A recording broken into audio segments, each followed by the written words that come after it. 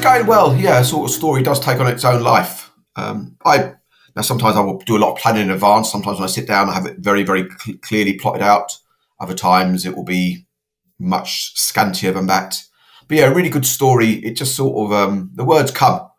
Even if I know where it's going, I don't know how exactly I'm going to get there. And as I go along, things start to unfurl and characters start to develop. And yeah, it doesn't write itself by any means, but it does flow through in a way. If you ask me, how to actually do it, I can't really explain. It's almost like breathing in that way, right? It's this natural state. It is. There's certain things you have to do. You have to force yourself to do it, but the words will always come. There's always words there, and you'll find yourself sometimes not the right words, but more often than not they are. And you've got to have a lot of faith as a writer. You've got to believe that it's going to happen. You can't, if you think about it too much. That's where the dreaded writer's block phrase comes from, which isn't something I believe in. I think the words will always come as long as you don't stick yourself too firmly in the way of them. And I think that's when overthinking. That's when writers sometimes block off the words because they start thinking too much about what's going to happen. And if you do that, it's terrifying because you have to think of word by word, letter by letter. You've got to create all this. And if you think about the mechanics involved, it's quite scary. So the best thing is not to think, just get on and write. It's almost analysis paralysis. You're thinking too far ahead. That's an excellent way of describing it. Yeah, it is. You block yourself off. You start overthinking it and worrying and, wanting to get it just right. So you're thinking, I have to do this and I need to do that. But really, the skills are there. If you spend a lot of time writing and you develop, the skills are always there. Some stories will be better than other stories. You can never judge. You can never predict the quality of a story in advance. I've had ideas what I thought were going to be great books in the past, and they've turned out rather mediocre. There have been other things where I think, that's not my best sort of idea, and it's just clicked. Something's gone. So you can never guarantee the quality of it, but you can certainly guarantee that you can produce as long as you get yourself out of the way and let those words flow through. So for you, getting yourself out of the way, does that mean you're trying to sit yourself in those characters in that particular moment and write it as you're going through the scene? Not really. It's more a case of having a routine. I find every writer's different, obviously, but for me, routine makes it much, much easier than if I try and write without a routine. So it's been different the last several years. Since I've had children, my routines have gone out the window, and I'm working to school routines and after school routines. And my writing, I'm not quite as prolific as I was back in the day. But back when I was writing Cert the Freak and the Demonata, all of my books pretty much up to about 7 or 8 years ago, I would work a 5-day week, and I would set myself a target of 10 A4 pages a day, so about 3,000 words a day, roughly. And that's what I would make myself do every day. So I would sit there. So rather than sitting down at the start of the day thinking, okay, I've got to come up with this, I've got to do this, I've got to try and get a character to develop in this sort of way, all I'm thinking of, I've got to produce my 3,000 words a day. I've got to get those words down on paper. And it doesn't matter if they're the worst 3,000 words have ever been written. Doesn't matter if I'm in the flow and it's all going lovely and brilliantly. I do 3,000 words a day and I clock off at that stage. I do my 10 pages. It doesn't matter if I'm in the zone and I think I want to carry on and do another 10 pages. I don't. I stop at that point. That's my work for the day done. And that just allowed me then, there's no pretension in the mix. There's nothing sitting there thinking, I'm going to create the next Ulysses, Joyce's Ulysses. It might end up being Ulysses, but I'm there just writing. I've got to get these words out. And there's no hiding from that. There's no pretending I've done a good day's work if I've only got 1 page at the end of it. I know if I haven't got 10 pages at the end of the day, no matter what excuse I might come up with, and writers are brilliant at coming up with excuses, I have had a lazy day at the office. And I've got to make that up the next day.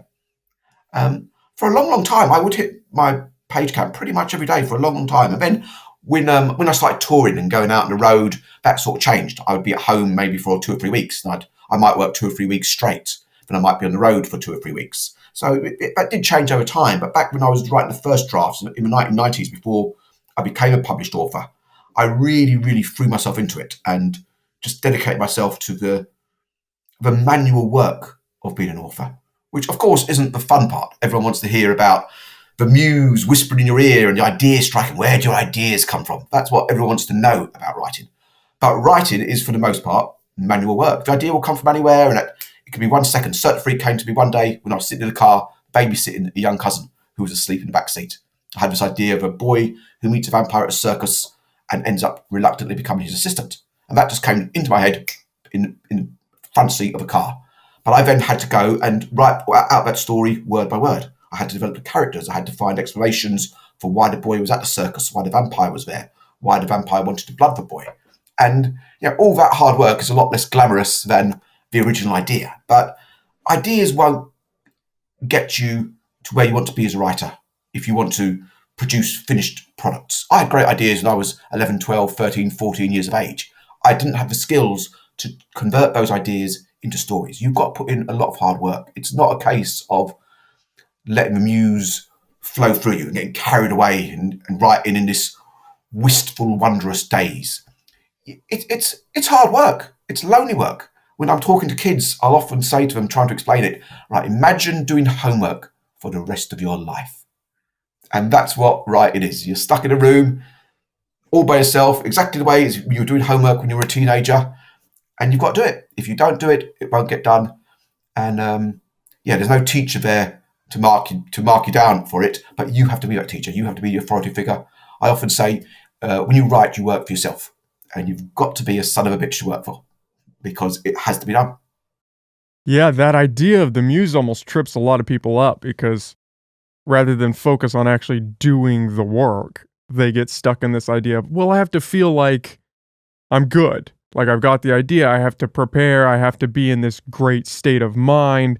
All of these things have to click into place, and then I can do the thing. Then I can start writing, then I can start working on whatever it is. But if one thing is out of balance, I can't. Yeah, it's a lovely idea, but it's nonsense. Everyone accepts if you want to be a professional footballer or a professional baseball player, you've got to go out and practice constantly, week after week, year after year, to develop your body to get to the stage where you can do that professionally and compete with the others. But there's this idea of a lot of people that writers somehow don't have to do that. That it's all, you do it on the hoof and it magically happens. And it's not. It's exactly the same. The only difference is it normally takes longer. Sports athletes tend to develop in their late teens, early 20s and hit their peak by the mid 20s. Authors are only really getting going normally at that stage. Normally you're in your 30s, 40s before you really start to get to where you want to be. There are exceptions. I was an exception. I was in my mid 20s when I first published my first book. But it's a lot of hard work goes into that. And that actually is what makes it feel worthwhile. If it came too easily, it'd be like winning the lottery. It's very nice, but any chump can win the lottery. If you produce a really good book, the hard work that goes into it lets you know, you're not a chump. This isn't something that's happened by luck. You've put a lot of blood and sweat and tears. You've dealt with all the insecurities. You've got through that nonsense of, it's going to be the muse flowing through me.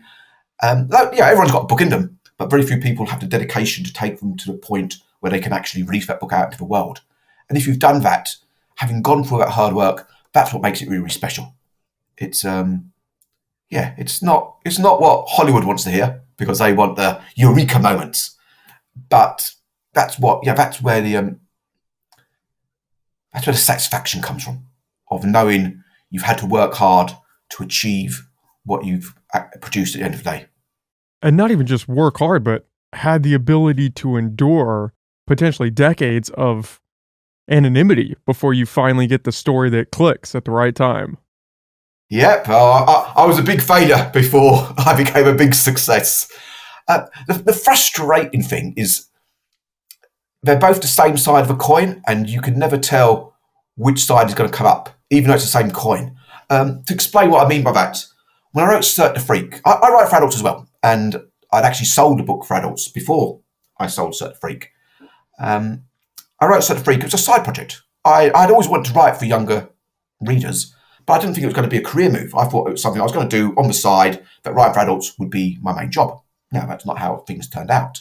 So when I wrote the first draft of Cert the Freak, I wasn't sure where I was going to go with it in terms of taking it to market and, was this something I could actually make a living from? I thought it was good. I liked the first draft, but, it was new territory for me, so I wasn't sure. I sent it to my agent. He loved it. He said, this is really good. I think, you're onto something here. He sent it to 20 publishers in the UK to try and get a bidding war going so that we could get a nice big offer, and I'd be off and running. And all 20 turned it down. Nobody wanted to touch Cert Freak with a barge pole. Now, my agent, being a really good agent, he set up a few meetings with 3 different publishers, with the editors at those publishing houses, to talk to them. What didn't they like about it? Why were they rejecting this novel? Because he thought it was great, and he couldn't understand why nobody wanted to touch it. And ahead of one of those meetings, one of the editors, a lady called Domenica De Rosa, read through the book a second time, just to refresh herself with the story before we came and met with her. And when she read it a second time, something clicked, and she said, actually, there's something here. And she made a few suggestions for changes I might make, and I went off and I wrote a second draft, edited it, tightened up a bit in the editing process, and when we went back to her that, she took it on. And it became, obviously, this, it's the fact that it's the founding stone of my entire career. Cert Freak is what I'm best known for. It's almost 25 years since it came out. January 2000 was when it was first published in the UK. It sold millions of copies around the world. It's the entry point for the vast, vast majority of my fans. Even though I've published over 60 books, that's still the one that has made me. It's the reason the name of Darren Shan, if it's known, is known at all. But it very nearly was never published. Darren Shan very nearly never existed. My adult books at the time I released under my real name, Darren O'Shaughnessy.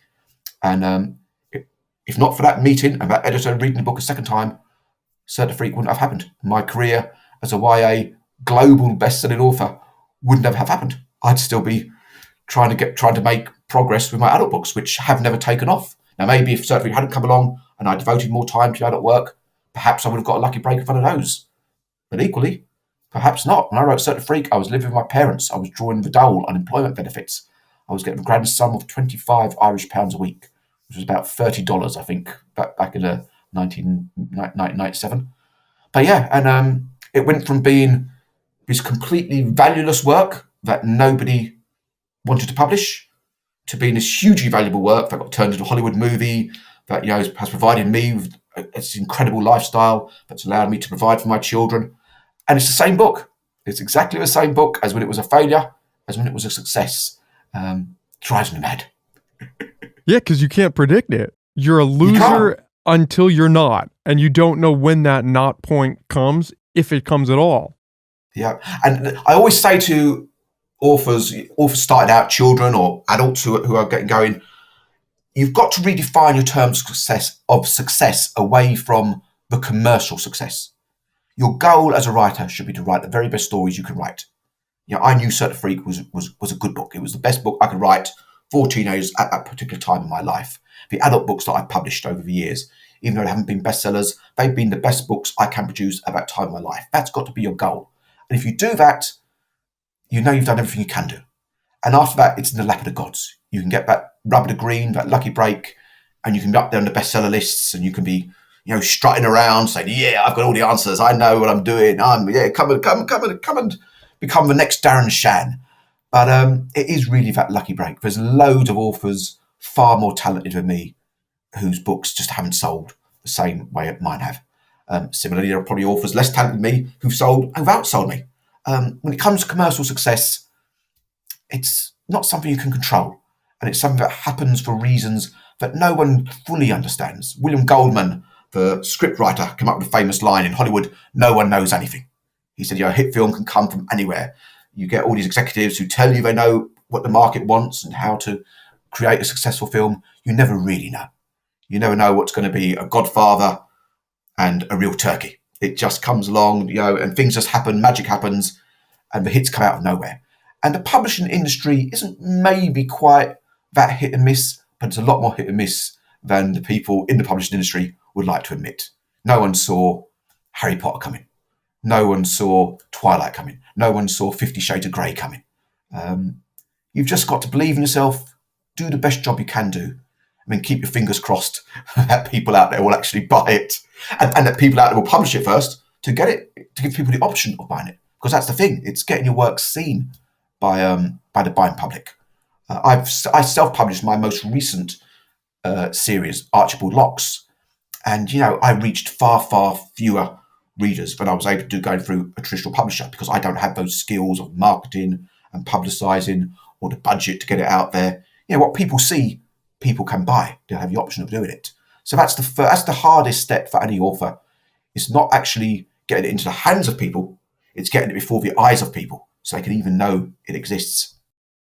And being willing to stick with it, right? I mean, imagine when you're going to these publishers and you're getting turned down with Cirque du Freak, especially after 20 times, you have to think, man, is it really what I thought it was? Maybe I'm missing something here that everybody else sees. Absolutely. It's soul destroying. It really, really hurts. And there's no point putting us, even 25 years later, I don't know, 27 since that happened, I can still just feel like someone had punched me in the gut. And that someone was Mike Tyson. It was a nice little playful punch. It's horrible. Rejection is horrible.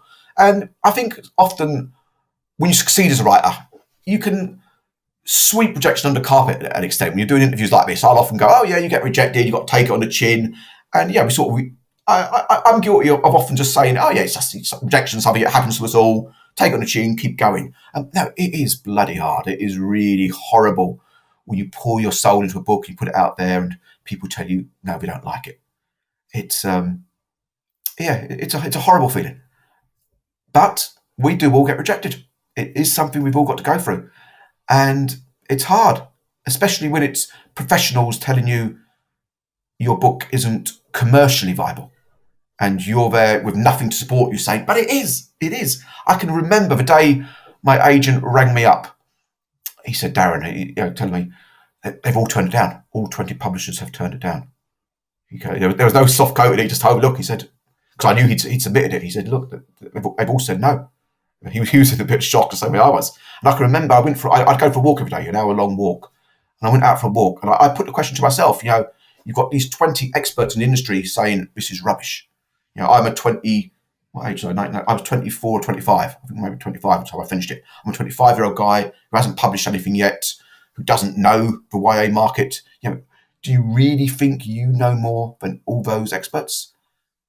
And by the end of the walk, I decided, yes, I did. And I said, I'm going to stick with it. I'm going to keep going. I take the humiliation on the chin. When you get rejected like that, it could be, the natural thing to do is to hide. Say, okay, they've all turned it down. 20 people have said it's rubbish. I don't want to go out and meet with these people and talk about the book. That's just going to be even more humiliating. But I made myself do it. I believed in the book. I believed it was worth fighting for. And I did fight for it. I went out and fought for it. And it's one of those lovely success stories where I ended up on top. It turned around. It's that rocky moment where you're down on the canvas and I struggled back to my feet. I managed to get through the end of the round and went on to win the contest. But that doesn't happen as often as we'd like to think it does. Very often you get knocked down and you are down and out for the count. If that editor hadn't read the book ahead of that meeting that my agent set up, there would have been no coming back up. It just couldn't have got out the starting gates. And this was the time before self-publishing was so easy and cheap. There was no Amazon Prime to go onto and launch the books without spending any money. If you want to self-publish, it costs a load of money and you had to print the books up. So yeah, that would have been the end of it. It would have been the end of my career as a YA author. So, but yeah, you've just got to believe in yourself. And it's hard, but you've got to have that belief, and you've got to keep going because it can. I was lucky; it happened at very early in my career when I got that lucky break. For a lot of authors, it can be 20, 30, 40 years down the line. There's always that hope. You could be writing all your life. You could be in your 80s, and suddenly you could do something that just somebody in the publishing industry likes and goes, yeah, we'll take a chance of that. And suddenly, Frank McCourt, who's from Limerick, like I was originally, he wrote Angela's Ashes. I think he was in his 60s when he wrote it, and suddenly it changed his life around it. It's never too late. You can always dream, no matter how bad things are getting, no matter how many people have turned your work down. There's enough stories like mine to let you know it does happen. The tables can be turned. You've got to keep dreaming, keep believing, and keep putting it out there. Yeah, except nobody wants to be the 80-year-old when your work finally breaks, right? Everyone wants to be in their 20s, their first book, and it just is a lightning rod. It is. At the same time, it depends what age you are in life. I'm 51 now, and that excitement happened for me 25 years ago. I'd quite like it if it was happening now. If I was waking up in the morning and my big break was there, and suddenly midway through my life, I had all this exciting stuff happening to me, it would be thrilling. I can remember talking to Michael Morpurgo. He wrote Warhorse, which was filmed by Spielberg some years ago. But he'd been a jobbing writer for many, many years. He's a good bit older than me. He was 80, actually, I think this month or last month. And our paths had crossed quite a lot. We had the same publisher when I started out. And he'd written Warhorse quite a long time before it became well known. It was a little children's book that didn't really do anything. And then it got turned into a play at the National Theatre, and it suddenly went massive. and it came back into print and it sold millions of copies, and the Hollywood movie came along. But before that happened, before the play came out, I remember having a chat with him one day, and he was sort of scowling. He said, I'm sick of this. I want to do what you've done. I want something like Circuit Freak that's just going to take me out there. And I'm always struggling with money. I'm always trying to get my books get lots of critical acclaim without making any money. And I'm really frustrated because I'm trying to do something that will make money, and I just can't do it. And what he didn't realise was he had done that book, but he released it, a decade earlier, or however long ago it had come out. And suddenly the world found it, and he had that magic story, and it all came good. It almost shows you how much the gatekeepers really don't know about the industry that they're in. Especially with Cirque du Freak, I read that you went to one of these editors after they turned you down, and their response was, boys don't read books, so we don't publish books for boys. And I read that and just started laughing because Cirque du Freak for me was the book that got me interested in reading. Like that was my gateway into that world. And it almost didn't happen because somebody thought, oh, boys don't read books, so let's not publish towards that market. That infuriated me so much back then, and still does. And to be honest, it's to an extent, publishers still have that view when it comes to teenage boys in particular. There's no doubt that teenage girls will read more than boys naturally. We're wired differently, and our brains work in a different way. And teenage boys, when the hormones kick in, it can be hard to focus. But if you give them books that they can connect with and get into, they will read. But that idea that, they're a hard audience to reach, so we won't try reaching them, it drives me mad, that sort of thinking. You try harder. If everyone can be a reader, everyone can enjoy books, and everyone benefits from books. We all know if you read for fun, that has knock-on beneficial effects all across the Board. I've had so many letters and emails over the years from readers who weren't big readers when they were kids. They weren't good students. They read my books. They got more into reading, and their grades improved on the back of that, because it does. Reading. We read for fun. We should always read for fun first and foremost. But it is educationally stimulating. It gets the brain firing. It brings ideas into play. It creates. It changes us. Reading can change us, and so I think for those who are reluctant readers, we have to try harder to get to them. Instead of just saying, brushing them aside, forgetting about them. No, we've got to go up. We've got to do more to get our books into the hands of people who maybe wouldn't automatically gravitate towards them. Yeah, you would think that'd be a market that people would want to hit. Oh, there's untapped potential here. We're not seeming to break through with this demographic. Let's see if we can get something in there to fill that void. Rather than, let's not even try. Everyone's chasing the easy buck. It's a lot of people are. There's loads of great people in the publishing industry who aren't like that, who are trying to always reach out to those on the fringes, those on the margins, those who maybe aren't natural readers. But look, they've got budgets. They've got to, hit targets like in any other field. I feel sorry. Yeah, not that I feel sorry for them. I understand where they're coming from. I can understand that statement still frustrates and angers me, but I can understand what that person was saying.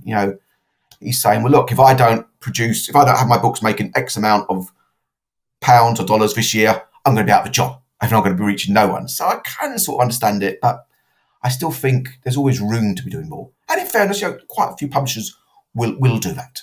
But not enough for me. I think there's always should be. Not chasing the easy dream in life. Again, going back to what I was saying about writing is hard work, and it is about hard work, and it should be about that, and it shouldn't just be about meeting the easy targets, setting the easy goals. Anything really worthwhile in life should be difficult and hard to attain, and you should have to work hard to go after it. That's my view anyway. Have you always had that mentality? Or is that something you've kind of cultivated over the years? No, I was a lazy, good-for-nothing teenager who was in love with the idea of putting the least amount in and getting the most amount out. So, there's nothing like a convert to be overzealous. No, it was a learning curve for me. I'd always wanted to be a writer ever since I was a very young child. And into my early teens, I had this idea that it was something that was going to happen organically. But it would just come through me, and I'd write when I felt like writing, and the stories would flow, and that's how it worked. And then I came to realise it wasn't. The more I failed, the more I realised, well, actually, I'm going to have to work really hard if I want to succeed. I was writing stories that were no good, and I realised, well, look, the only way to learn to write good stories is to work harder. I'm not. I'm naturally rather work shy. I and even to this day, I'm a bit sort of work shy. As I said, I would work. As I said a while ago, I would write about 3,000 words a day, so 10 to A4 pages. But I write very quickly. I would do that within about 3 to 4 hours, and that would be it. My working day would be about 3 or 4 hours, and that's enough for me. I've worked hard for those 4 hours. The other 20 are all mine. Now, of course, someone else might say, well, if you can do 10 pages in 4 hours, you can do 20 in 8 hours. Why not work an 8-hour day like everyone else in the world? But there is that bit of laziness in me. So I've found a nice balance of working just hard enough and also having time to enjoy life, because I think it is important to enjoy life. I really cut myself off in the world in my 20s. I spent my 20s just writing. And it was been good for me for my career, but it wasn't good for me as a person. And I always say to young authors, which is what my agent said to me actually when I was starting out with him. He said to me at one point, Darren, you need to just put writing aside for a year or two. Go and explore the world, go and travel, go and have fun. And I was like, no, I'm going to work hard. And I advanced quicker by working hard. But I look back now 30 years later and think, yeah, I probably should have taken some time off. And it's hard because as a young person, you want things to happen quickly. And if you have that drive can be a good thing. But I would always say make room for the good things in life as well. Enjoy life. It's no point being hugely successful if all you're doing is continuing to chase the dream and work for the dream. You've got to have time for your family, your friends, for travel, for sport, for reading, for whatever floats your boat. It's finding that balance. And I think I found it pretty well. It took me a while to figure it out. And in my 20s, I went too far to the work hard sort of way of it. But you do have to work hard. You don't necessarily have to work hard all the time. Do you think that you have to go through that period of time where you are almost just shutting out the world to focus on your work? I don't think so. I don't think most writers do. Not to the extent I did. I was, I'm rather an odd sock in many ways. I grew up in the 70s. I've never been diagnosed for anything like ADHD or autism or anything like that. But I'm definitely in that sort of zone. I'm sure because I'm definitely got OCD tendencies, and in the 1970s I was just known as a wild child, whereas I think I probably would have been these days diagnosed as ADHD. So no, I think most people are more naturally well adjusted than I was. It took me a while to find that balance because my brain was just wired to the moon, and it was firing all over the place, and I was a bit like a dog, looking around for a stick. But no, you don't need to suffer. I would never want to propagate that sort of idea that you have to cut yourself off from everything. You have to put family and friends aside. No, absolutely not. If you do, if that's the way your brain's driving you, if that's how you go, fair enough. But I can remember there was a point in my late 20s when I'd sold certain free things were starting to happen for me. I'd started touring. I'd started making money. It was brilliant. But I was still living at home. I was still working, to that same restrictive routine and not really going out much. And I can remember just thinking, no, I'm not, this isn't happiness. I'm not properly happy. I'm very, very content with my work. I'm very satisfied in what I'm doing. But I need to have more in my life than just this. And I sort of sat down and thought, what do I need to do? I didn't take a break, but I moved away from home. I went to London for a year. I let my hair down a bit, just made a bit more fun time for myself. And that's when I realised, I've got to get this balance right, or else I'm just going to be a curmudgeon old grump. Yeah, it's difficult finding that balance, especially when you're starting out in whatever field you're involved in. The inclination is almost to just focus on the work at the expense of anything and everything. It's the work that is going to get you where you want to be. Everything else is almost a distraction in some way. But that doesn't lead to a happy, well-fulfilled life, because then you might get the success and not have anybody around you to enjoy it with. And then you're miserable and successful, which might be worse. Precisely. Years later, I saw a brilliant film. I love it. Whiplash. Great film. About drama, super. But I wish I'd seen that when I was 17 or 18. Because that would just, sometimes you can work too hard. Yeah, what a great film. But it almost speaks to that perfectly, because look at where it got him, though. He worked really hard. He was pushed past the edge, but he was great at his craft because of it. Yeah, and I'm in that same sort of boat. I worked for my 20s. I did that. I did the nose to the grindstone and kept going and going and going. And I would not have got to where I got without doing that. But I only sort of found true happiness when I started to relax a little bit and get. But maybe you have to. Some people, I think you do have to go that route. But I would never say, unless you're naturally driven to go down that route, I wouldn't force myself down it, is all I'm saying to young people. Don't feel like you've got to deliberately push people away from yourself. Is that something you do naturally because you're a bit socially awkward? And that just happens. But don't feel like, oh yes, I've got to cut myself off. I've got to dedicate myself. There's more to life than just being the best you can at what you work at. And what you work at is what people see. People know me for my writing, but there's a lot of things in your life, like an iceberg, it's 7/8 underneath the water, things that no one ever sees, but that go just as much towards defining who you are as a person and what sort of life you're living as the big stuff that's out there on public view. Yeah, everybody's not seeing all of the work behind the scenes, everything below the water level. Yeah, precisely. And some of that's boring stuff, but some of that's wonderful stuff as well. And the happiness for me, it's all about getting that balance right. And it's it's a tightrope, and it's when we walk all the way through life. I'm in a pretty good place right now. I could fall off that tightrope tomorrow. We never know what life's going to throw at us and how things are going to change. But the balance, I think, is always good. And I think it helps when the thing that you're pursuing, even if it is a relentless pursuit, is something that you truly love. I've heard you say that you would write even if you weren't making any money for it. And I think that's the only way that nose to the grindstone mentality is maintainable, as if it's something that you love and is almost all consuming in that because you love it so much. If you hated writing and you were working as much as you were, it would be ruthless. It would be, absolutely. No, it's again, it's something I always say to young writers. Write stories you're going to enjoy, because it is lonely work, it's hard work. The chances of you getting a lucky break and being financially successful are very slim. Write for the love of it. Just write stories that excite you, that thrill you, that intrigue you, and hope that it does well. And for years and years, I would always say that, even though I didn't get paid to write, I would do it anyway. And in recent years, I have actually been proven that. I wrote Archibald Locke's. I couldn't get a publisher for it, so I self-published it. I could have just put it aside and stopped halfway through, but I made myself go on. I made myself complete it. I'm bringing out a picture book next year, the first time trying to do a picture book. And again, I took the idea. I have an artist friend of mine who's going to illustrate it, and we went to some publishers with the idea. But I've never written a picture book before. She'd never drawn a picture book. We were two unknown properties, and they it made them nervous. They just didn't have faith in us. So rather than just let it drop, we're fundraising. We're going to get the money so she can afford to work on it, not full time, but put in enough work to get it finished, hopefully within a year or so. And we're going to put it out there, and then we're going to go back to the publishers. We're going to try again. We're going to try and get it published. But even if that doesn't happen, we will still produce the work.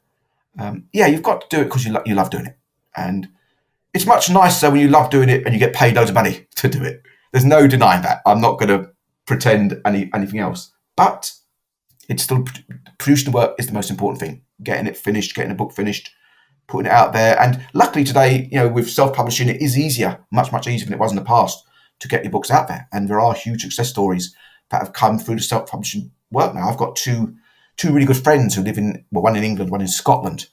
And about 15, 20 years ago, they were writing YA books like me. And neither of them ever got a really lucky break. They wrote lots of books. They were really, really good books, but they just never really took off. They were all traditionally published.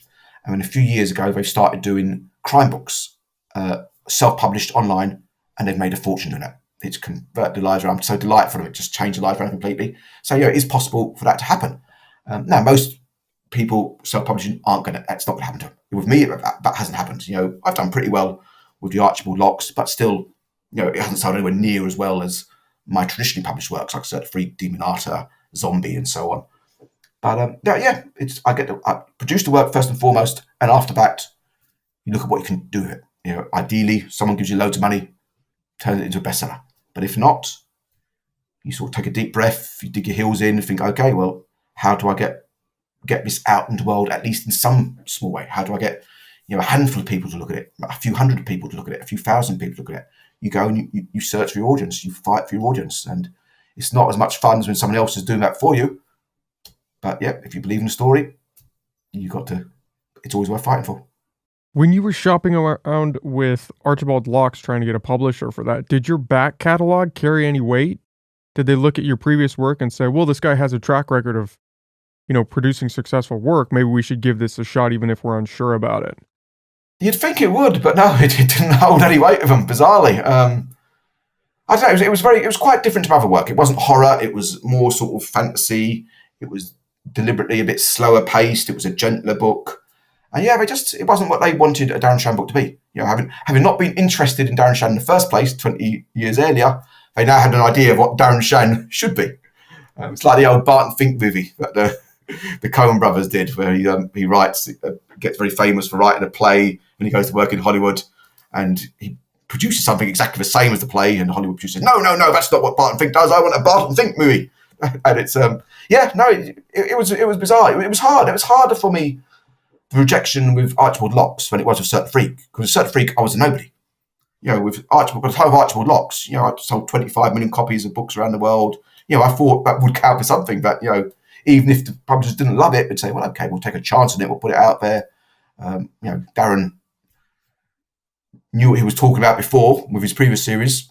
Maybe he's seen something in this that we don't see, but no, he didn't. And it's had a really good reaction. Look, if you go on Amazon or Goodreads, it's right up there with all my other series. The reaction to it, the response from fans, it's been, no real difference. But the experts decided it wasn't for them and it wouldn't fly. And so far it hasn't. It might get picked up one day. You never know. But it was very, very, very hard to take because, I was at a stage in my life where I thought, okay, it's going to be easy now. I'll do this. And even if I don't get as big an advance for this one as I did for previous work, I'll certainly get out there. It never crossed my mind when I was doing the first draft that I might have to resort to self-publishing. But when I realised I did, it wasn't as easy. It wasn't easy to carry on with it, but I made myself do it. I said, well, look, I've been talking this BS for years, saying I'd do it, even if I wasn't getting paid to do it. Is that real BS or am I going to prove it to be true? And I said, well, I'm going to do it. And I went ahead and I finished the series, self-published them all, and now I'm moving on and we'll see what happens next. Yeah, it's almost a challenge, that idea of typecasting, and it almost sounds like that comes more from the publishers in a way than it does from the audience. It's also the traditionally published market. You've got your big bookstores, you've got your big online players now, and they all want something that they can easily market to people. But if you've got a new Stephen King book, they want to be marketed the exact same way as all the other Stephen King books. Now, Stephen King has actually, I'm a huge Stephen King fan. He's written all sorts of different books over the years, but they always play up the horrific angle. They always market it as horror. They always sort of get that because they know that's what sells. That's what people want. And to be fair, that is what the market mostly wants. With self-publishing, my friends of mine who I've said have been hugely successful, they've done that by working to a very specific formula. They write crime novels set in the UK, and there are people out there who just want crime novels set in the UK who buy this sort of book. The industry does know what it's doing to a large extent. There's a lot of things they know are going to succeed because they succeeded before, they're succeeding now, they will continue to succeed. I'm always an outlier. I've always been an outlier. I've always been someone who likes to play around with stories, who doesn't write traditionally, who changes things up. If you look at Certain Freak, it got sold as a horror novel. It wasn't really. That's a fantasy adventure series. There's science fiction in there. There's all sorts of things. For Demon Arter, it covers. It's got 3 different narrators. The storyline moves backwards and forwards in time. It's a bizarre series, but it doesn't fit neatly into a box. And I always think those are the best kind of stories. They're the stories that excite me as a reader when I read them. I enjoy reading formulaic stuff as well. I do like crime. I do like thrillers. I love reading Lee Child, the Bosch books, all that sort of stuff. But the ones that really fire me up are those ones that don't neatly fit into any particular category. But those are hard to market. Those are hard to publish. It's hard to find your audience for those because the audience doesn't realise they like this particular type of book. So it's difficult. But the market, the traditional market, is very much focused on giving people what it knows people are going to want. And every so often something comes along that makes people realise, actually, we want something a bit different now. but then everyone else jumps on the difference and it ends up becoming that way. So yeah, I sort of the market decided what a Darren Shan book should be, and when I veered away a bit too much from that, the market shunned Darren Shan. Get us another Darren Shan, one who knows what Darren Shan should be doing. Yeah, one who fits the mold. Yeah, one who fits the mold. And look, I may come back with something else that does fit the mold down the line, and I might be back out there, getting shelf space in big stores again, getting plugged by the publishers, getting a marketing campaign behind me. But I won't be chasing that. It's not something I will be going out to try to do. If it happens, brilliant. I won't turn away from it. I'm not going to deliberately write non-commercial work. I've never done that. But I've never written for the market either. I've never sat down and thought, okay, this is what I've got to do now. This is what my last book did. I'm going to repeat it. That's never. As a reader, I do sometimes. There are things I want, like going to McDonald's. I want a Big Mac and fries. That's what I like. Big Mac and fries, McDonald's, lovely. But as a writer, that's never interested me. It's just not a way I can work. I just can't work that way. I've sat down a couple of times in the past to try to do a traditional sort of thriller, and it's always ended up becoming this weird, bizarre concoction of different genres. That's just the way my brain works. So I've been very, very lucky. For someone so far out of left field, I've had this hugely successful mainstream commercial career. I don't know how. And the publishers don't know how either. It's just sort of happened. I got a lucky break, word of mouth spread. People reacted to books with love, and it was a real reader-led success story. It didn't happen because the marketing gurus knew exactly how to pitch this. It just, people liked it, people read it, they told their friends, and it just grew and grew. So I'll keep plugging away. I hope there will be more commercial success ahead of me down the road. But if there isn't, I've had a great run so far. I still hopefully will be producing interesting, different stories all the way for however long I might have left in this life. And that's my main goal. And then if I get a bit of rub the green again and get back to get one of those big comebacks that Hollywood loves, that would be great. But if not, I won't lose any sleep over it. I think that idea of coming out of left field is exactly why, because you had this unique voice and it translates into your work. I think one of the saddest things is when you see someone who's not creating for the sake of creating, but almost repurposing their old work or trying to fit into their own box because they've achieved some magnitude of success by fitting into that mold, and then they become captured by it. Yeah, I'm not going to knock that, because that takes a lot of hard work as well. And in fact, if you're happy doing that and repeat the same formula over and over and just tweaking it slightly every time, there's nothing wrong with that. There's a huge market out there who do want that, people who want to read that. It doesn't appeal to me as a creator. And it's not something, if you have to force yourself to do that, I think it's going to be, in the long run, hard to take. It's going to be, you're not going to get, even though you might be very rich from it, I do think it's going to gnaw away at your soul. But if you're happy doing that, there are lots of people out there and they find a groove they like and they keep doing it. In most walks of life, people do the same thing over and over. If you're a boxer, you don't wrestle, you don't do ballet, you box. That's it. Your career's there. You're a boxer. If you're a footballer, you play football. In most people in life, they have one career. If you're a teacher, you tend to teach in one subject. If you're a secondary school teacher, you teach in English. You don't suddenly start teaching science or physics. But walking one line through life isn't extraordinary. That's what most people do. So if the writers who do that, and that's we feel natural doing, I'm envious in a way of those writers. I'd love it if I could I could sit down and just reproduce the formula. If there was one way I wrote and I loved doing it and it kept me being successful all the way down the line, I'd be delighted. It'd make my life a whole lot easier than it is. But that's not the way my brain works. My brain just works a bit differently. And I think the most important thing is being true to yourself. If you have a weird little brain that takes you in strange places, or you have a more orderly brain that takes you down a very mainstream sort of path, it doesn't really matter. As long as you're doing what you know you should be doing, I think that's got to be the goal. Is that where this pursuit of a picture book is coming from? Is it feels like something you want and need to do in a way?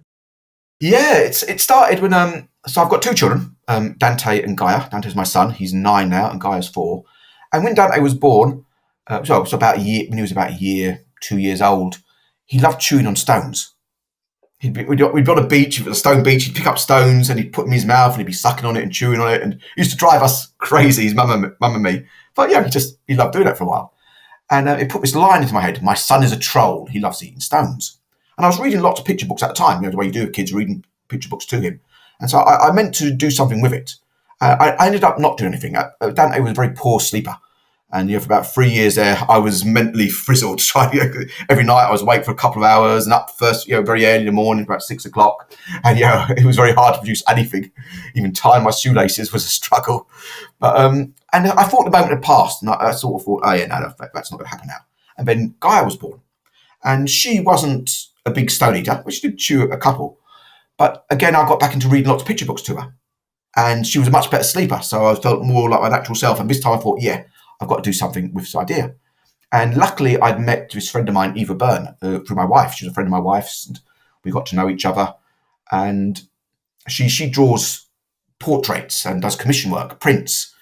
But I said to her one day, would you ever think of maybe trying to do a picture book for children? She said, it's always my dream to do a picture book.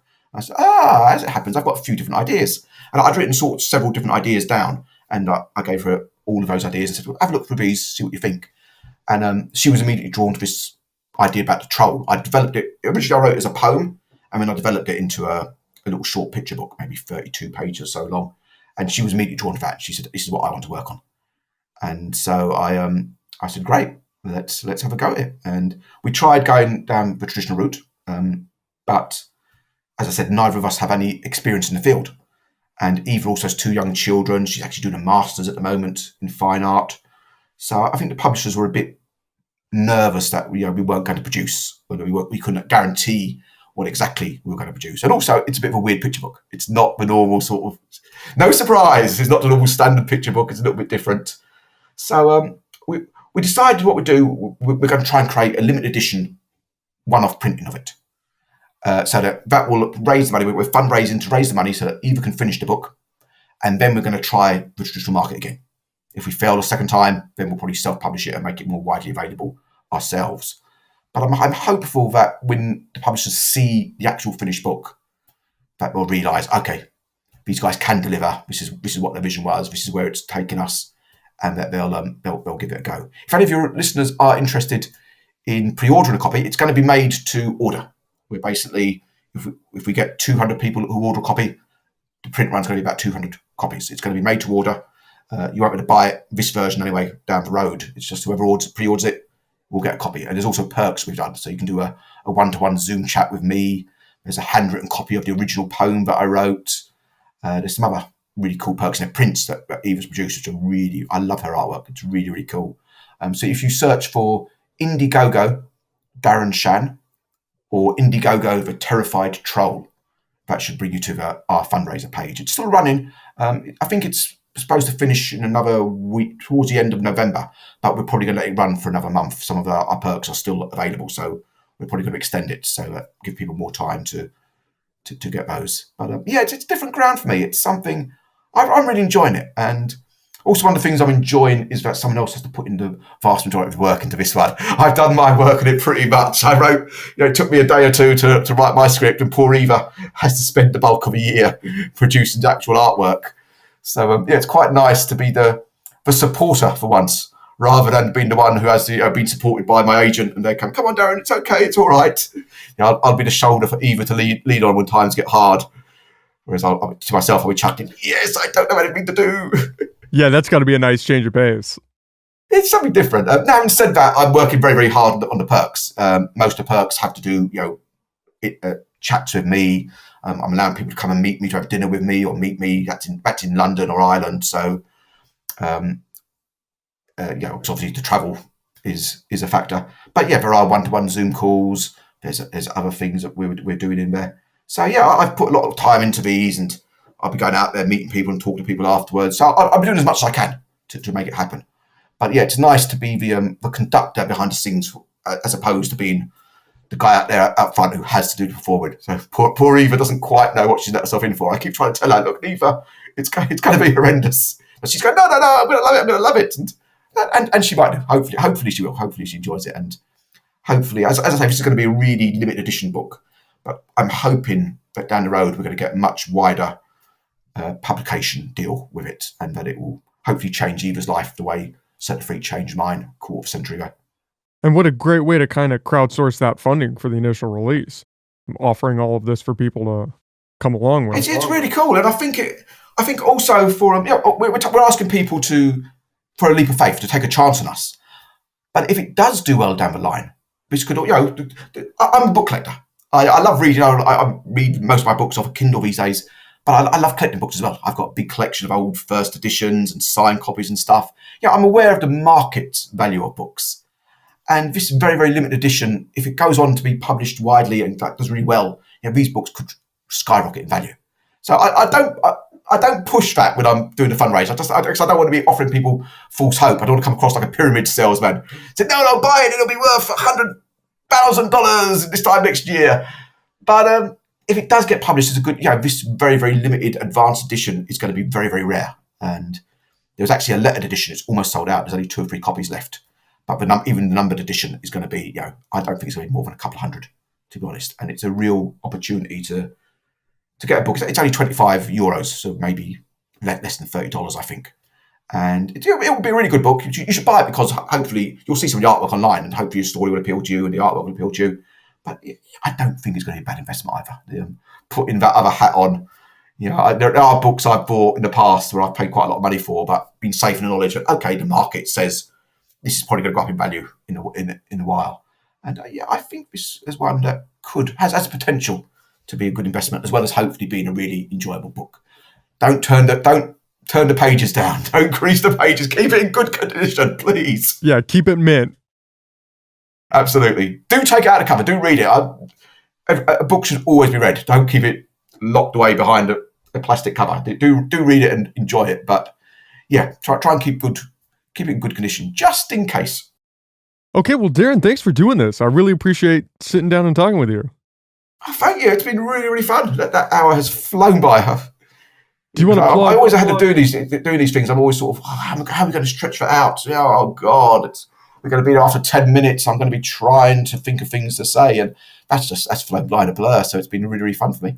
Yeah, it's always a fear of, are we just going to be sitting here in silence for 45 minutes? I get that at school sometimes when I go to do school events, especially with older sort of students, maybe sort of 15, 16-year-olds. A large part of my event, I do readings, but then I'd get to the point where I say, well, okay, have you got any questions? And if no hands go up, that is the most awful silence imaginable. Do you want to plug where people can find your past work, where they can find Father of the Future, all of your stuff? Oh, God, I should have been promoting Father of the Future. I'm so focused on Terrified Troll at the moment, I forgot I released the book just last month. So thank you for reminding me. So these days I release my books for adults under the name of Darren Dash, D-A-S-H. I just wanted to differentiate my adult work from my children's work. I released a few books for adults as Darren Shan many, many years ago, but I never felt comfortable doing that. My publishers sort of bullied me into it in a way. They were saying, come on, we want to publish adult books, but only if you do them as Darren Shan. And I sort of went along with it, but it never sat right with me. So nearly 10 years ago, actually, I started doing the adult books under the Darren Dash name. You can get those. Currently, they're only available for Amazon, the ebooks, and there are print editions as well. But I am going to make that more widely available for the other sellers, Apple and Google Play and so on, so hopefully before the end of this year. I just have to let my my KDP contracts wind down before I can do that. All the Darren Dash stuff is available through Amazon. That includes Father of the Future, the most recent one. I think it's the 7th book I've published as Darren Dash, 6 or 7. So I'm terrible at keeping track of what I've done. But it's a science fiction tale. I write in different genres. One of the things I've enjoyed as Darren Dash is because I have no commercial history. I'm not on that front. Obviously, I'm a big commercially best-selling author in the YA field. In the adult field, I'm not. I'm just doing whatever I want. I've written thrillers. One of them has been a straight-up thriller. There's been a couple of sci-fi ones. There was a horror one in there. There was a Shakespearean-themed comedy that I wrote, Midsummer's Bottom, which was, it was very, very different for me, but I enjoyed it. So I'm sort of doing whatever grabs my fancy. And Father of the Future it's actually quite timely. I wrote the first draft back in the 1990s. It sat as a first draft for a couple of decades before I got back to looking at it and rewriting it. But it's all about AI.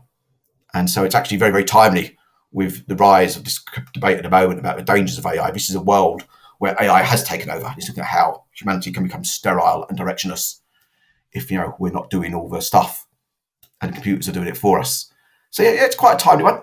It's had a good reaction. It's one of those ones. It's quite a short book. I was aiming for the style of a sort of 1950s sci-fi novel, like by the likes of Asimov or Ray Bradbury back in the 50s, or Arthur C. Clarke, but with a sort of modern sort of feel to it. So it was like trying to do that sort of style, but in a modern context. So it was a different one. I wasn't sure what the reaction was going to be like. Actually, I kept the cost of it very, very low. It was only $2.99. Normally, I charge $4.99 for a new book, but I thought, I don't know. If people hate it, I don't want to overcharge them. But he's actually had really, really good reactions. Yeah, it's had really good feedback you'll see on Amazon and Goodreads, and the reviews there have been for it. So yeah, if you'd like to buy Father of the Future or anything else by Darren Dash, head to Amazon, and soon all other ebook stores as well. And there's also a hardback edition of Father of the Future and a paperback. They're both on Amazon. There are paperbacks of the other Darren Dash books as well, and I probably will do a hardback version of those a little bit further down the line. Okay.